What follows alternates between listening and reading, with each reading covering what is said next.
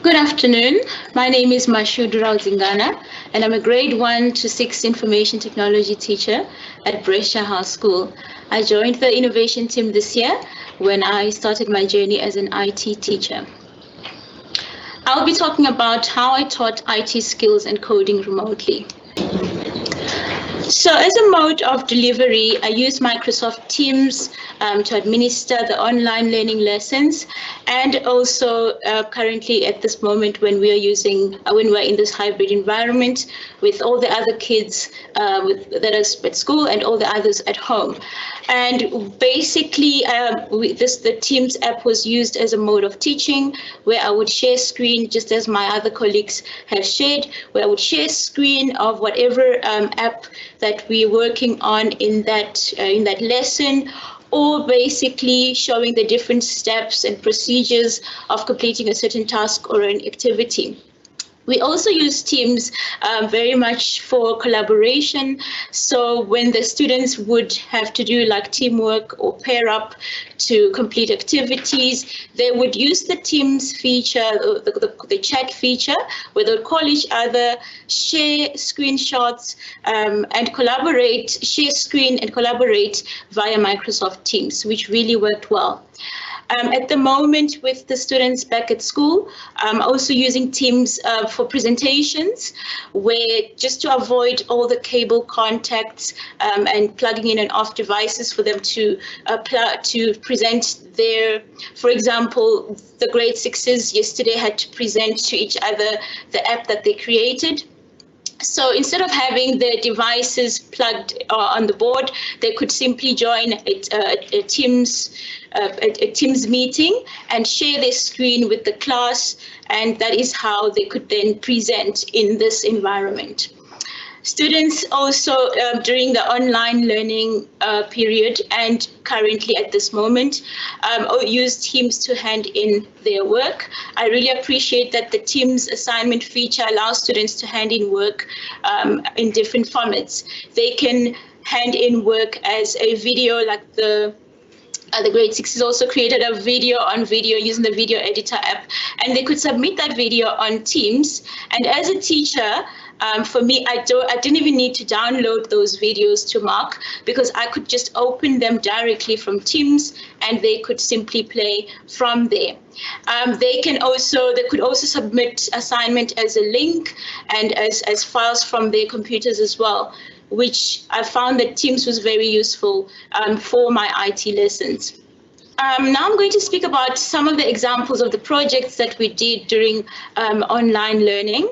And the grade sixes completed a Minecraft green building project on Minecraft, which is an app that students ranging from grade 1, I believe, all the way in high school, absolutely loved this app. So what they did is that they created or built an eco-friendly home or an eco-friendly house on Minecraft from a pre-existing challenge.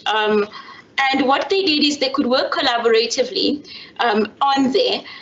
Apart from them being able to to join each other's world, some of the kids that had challenges joining each other's world could actually just export the world. Minecraft allows them to export the world into their into their computers, and they can then send or share it with their friend or their partner via a Teams chat as a file, which worked really well. Teams also came in very handy, where they could also share each other's screen and communicate and collaborate, build together in a Minecraft world. They then had to present or create a presentation in a PowerPoint, in the PowerPoint app, but on an online Office 365 platform. This was very useful because the students could join the same presentation, or they could join the same presentation and work collaboratively towards building this presentation. And this was online on Office 365, and it really worked well remotely. Another app that we used was Sway, which is also an Office 365 product. They had to create, it's almost like a blog format, but the way they had to showcase an advert of a wonderful, luxurious cruise, which was very interesting because it required them to also do some research on the various countries that the cruise would visit. And this gives a new, refreshed and creative way of presenting information apart from the conventional apps that they're used to, like PowerPoint or Word. Another app that I use and absolutely love was OneNote. I still use this app at the moment, and this is where students could hand in their work.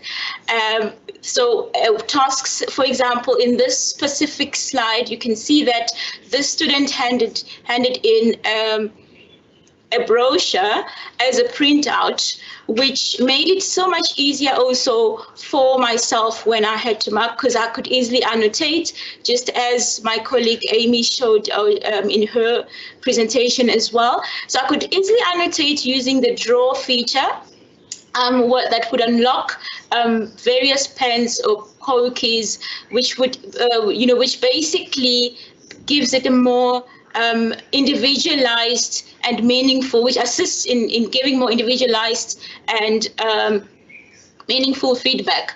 The OneNote app also has these wonderful stickers that our students absolutely love. And what I love about these stickers is that one can edit them. Just as you can see, there is a sticker up there. Nice work, Ngobile. So you can actually edit these stickers and personalize them, which gives more individualized feedback, as I said. And also, another method of giving feedback is also through typing, which I found that all these methods really were useful for our primary school students, and especially the stickers with positive reinforcement while they're on their online learning journey. And currently, I still use it, to avoid a lot of contact with, for example, handing out a piece of paper with the rubric. So instead of doing that, I crop out a rubric and paste it on a OneNote, in a OneNote page. You might see in the slide that I have there that there are some pages that I created that are specifically for giving feedback and just putting in their mark in there. So that has been useful at this point as well. We did a lot of coding during the online learning environment, and I would say it wouldn't have been possible had it not been for the Microsoft Teams app. It allowed me to share screen with my students and to, basically show them, as I said in the beginning, basically show them, the various challenges that we would be completing. And I would also, that the students would have interactive, we would have interactive sessions in the classroom where the students could also, for example, I'd say, okay, a student should read instruction to a certain challenge, or I'd say for those in the lower grade that can't really, that some of them do struggle with reading, I'll say, okay, maybe 5 students should read this challenge. And I'm so glad that Teams did allow us to do that, where the kids could just unmute themselves and immediately just participate and engage in the lesson with no glitches. In one of the other lessons where they had to insert sound, in the code as part of the coding challenge, they could, we even unmuted, or the whole entire class unmuted, that we all unmuted ourselves, and they had to shout something, which was, for them, it was fun, but it still kept them very well engaged in those coding sessions. And another thing that Mrs. Satov had already highlighted, just using emojis in the chat to check whether the student, to check whether the students have completed a task, just as an indication for myself as a teacher. For them, it is fun, but it keeps them engaged in the lesson. And during the coding, when we did the coding lessons, which we were using the Purple Mesh, apps like Purple Mesh. Students could also collaborate and call each other on Teams and complete set challenges that would be assigned to them. So they would do this via the Teams call, via the Teams chat, and they would share screen. And in cases where they would struggle or battle with certain challenges as we are coding or as they are coding in their teams, they would actually add me into their little groups and call me in. I would then assist them. They would send me screenshots, and that is how we could complete our code, or we could do our coding in our remote learning period. Thank you so much.